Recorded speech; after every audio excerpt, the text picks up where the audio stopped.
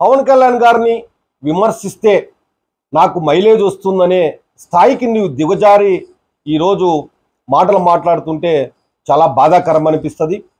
పవన్ కళ్యాణ్ గారి విషయాన్ని మీరు ప్రస్తావన చేస్తూ కార్పొరేటెడ్ కంటే ఎక్కువ ఎమ్మెల్యే కంటే తక్కువ అంటున్నారు.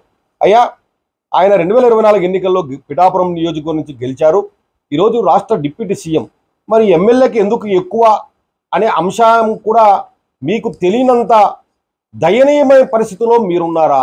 లేదంటే కేవలం మీరు పవన్ కళ్యాణ్ గారిని విమర్శిస్తే నన్ను రాష్ట్ర ప్రజలు గుర్తిస్తారు అనే క్రమంలో మతి తప్పి మాట్లాడుతున్నారేమో మాకైతే అర్థం కాలేదు.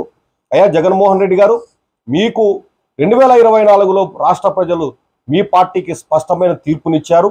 మీకు కేవలం ఓటు శాతంతో ప్రతిపక్ష హోదా రాదు.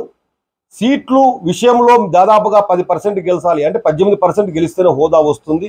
మీకు రాదని చెప్పి గతంలో కూడా పవన్ కళ్యాణ్ గారు కావచ్చు, అసెంబ్లీలో కూడా అసెంబ్లీ స్పీకర్ గారు స్పష్టంగా చెప్పారు. అయినా కూడా కేవలం మీరు రాద్ధాంతం చేస్తూ ప్రజాస్వామ్య విలువల్ని మరిచి, ప్రజాస్వామ్య తీర్పుని మరిచి ఈరోజు మీరు ప్రవర్తిస్తున్న తీరు చాలా బాధాకరం. మీరు అసెంబ్లీలోకి వచ్చి ప్రజల పక్షాన మీ పార్టీని 11 సీట్లు గెలిపించారు.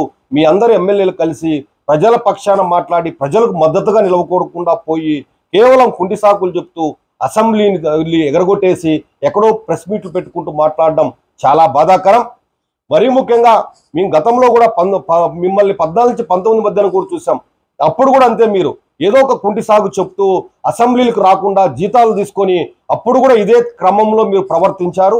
మరలా ఈరోజు కేవలం ప్రతిపక్ష హోదా నాకు ఇలేదని చెప్పి కుంటి సాకులు చెప్తూ బయట తిరుగుతున్నారు. జగన్మోహన్ రెడ్డి గారు, ఇప్పటికే నీకు చెప్తున్నాం, మీరు విలువలతో కూడిన రాజకీయం చేయండి, విలువలతో కూడిన వ్యవహారం చేయండి. కానీ మీరు దిగజారి వ్యక్తిగత దూషణలకో లేకపోతే ఎదుటివారిని బాధ పెట్టే విధంగా ప్రవర్తించొద్దు.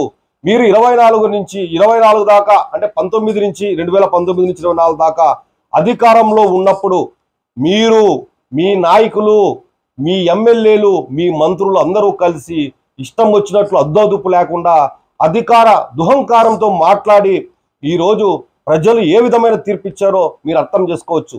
మీ పాలనంతా 24 దాకా 19 నుంచి దౌర్జన్యాలు, దుర్మార్గాలు, భూ కబ్జాలు, మతి లేకుండా మాట్లాడడము, లేకపోతే ఎదుటి వ్యక్తుల్ని కించపరుస్తూ ప్రజాస్వామ్య విలువలు లేకుండా ప్రవర్తించిన తీరుకు రాష్ట్ర ప్రజలు స్పష్టమైన మెజారిటీ మీకు ఇచ్చారు.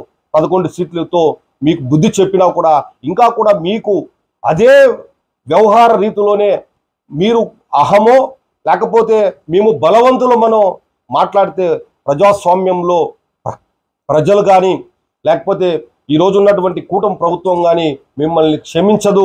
ఖచ్చితంగా